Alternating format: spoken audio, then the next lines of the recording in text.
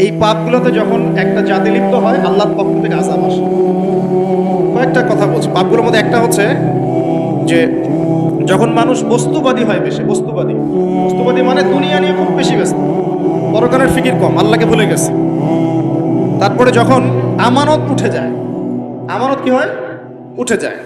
তারপর যখন গনিমতের মাল মনে করে আমানত মানুষ খেয়ে ফেলতেছে, আমানত রাখা হয়েছে, গনিমতের মাল মনে করে খেয়ে ফেলে।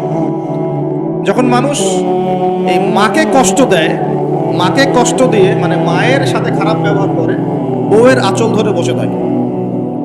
যখন মানুষ বাবাকে দূরে ঠেলে দেয়, বন্ধু বান্ধবকে কাছে টেনে নেয়।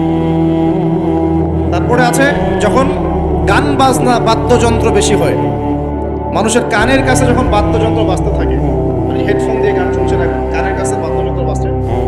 তারপর যখন মানুষ মাদকদ্রব্য বেশি সেবন করা শুরু করে, যখন জেনা বেশি বেড়ে যায়, অশ্লীলতা বেশি বেড়ে যায়, ব্যভিচার বেড়ে যায়, এই পাপগুলো যখন বেড়ে যায় এবং গায়িকা নর্তকীদের সংখ্যা বেড়ে যায়।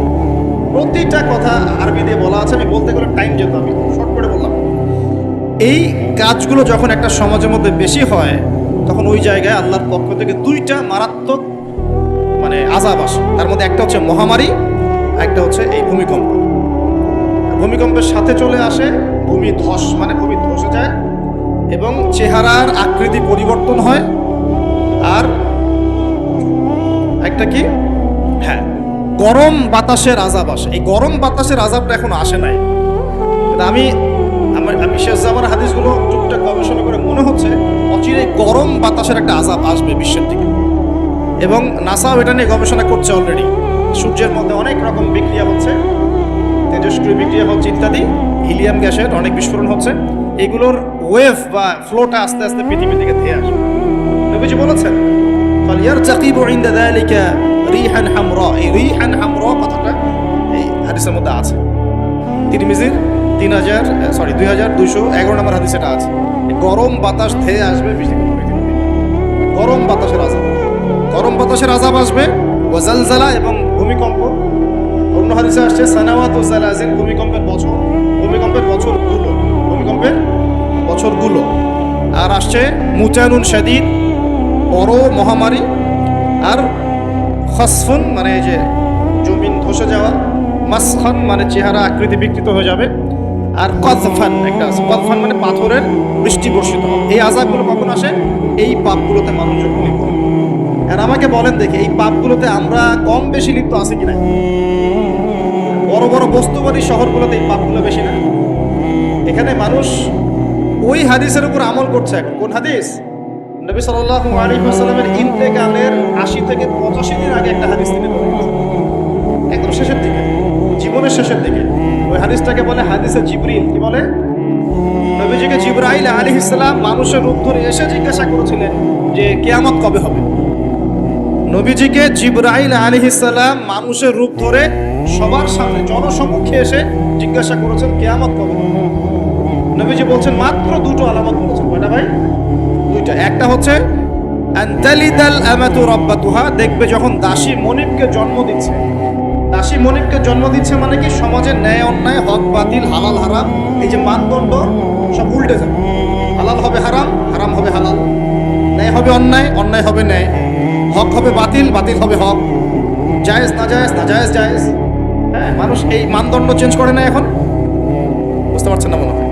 এখন সমাজে সত্য মিথ্যা, ন্যায় অন্যায়ের মানদণ্ড কি কোরআন সুন্নাহ এখনো টিকে আছে? এখন মানুষ নিজে যেটা ন্যায় মনে করে সেটাই ন্যায়, নিজে যেটাকে অন্যায় মনে করে সেটাও, নিজে যেটাকে ভালো মনে করে সেটা ভালো, নিজে যেটাকে খারাপ মনে করে সেটা খারাপ। আল্লাহ যেটাকে হালাল করে দিয়েছেন মানুষ হারাম করে নিচ্ছে, আল্লাহ হারাম করে দিয়েছেন মানুষকে হালাল করে নিচ্ছে। হচ্ছে কি নাই বলে? তো এই যুগ চলে আসে নাই যে দাসী মনিবকে জন্ম দিচ্ছে না? মানে মানদণ্ড উল্টে গেছে। আমার কথা কি বুঝতে পারেন? মানদণ্ড উল্টে গেছে। জিনিস ভালো মন্দের, ন্যায় অন্যায়, হক বাতিলের মানদণ্ড উল্টে গেছে। বলেন তো সত্য মিথ্যার মানদণ্ড কি? আমার বুদ্ধি না আল্লাহর ওহী? কোনটা? সত্য মিথ্যা, ন্যায় অন্যায়, হক বাতিলের চূড়ান্ত মানদণ্ড কি? আমার বুদ্ধি নাকি আল্লাহ পাকের কোরআন সুন্নাহ? কোনটা? কিন্তু সমাজে কি সেটাই বাস্তবায়িত আছে 100%?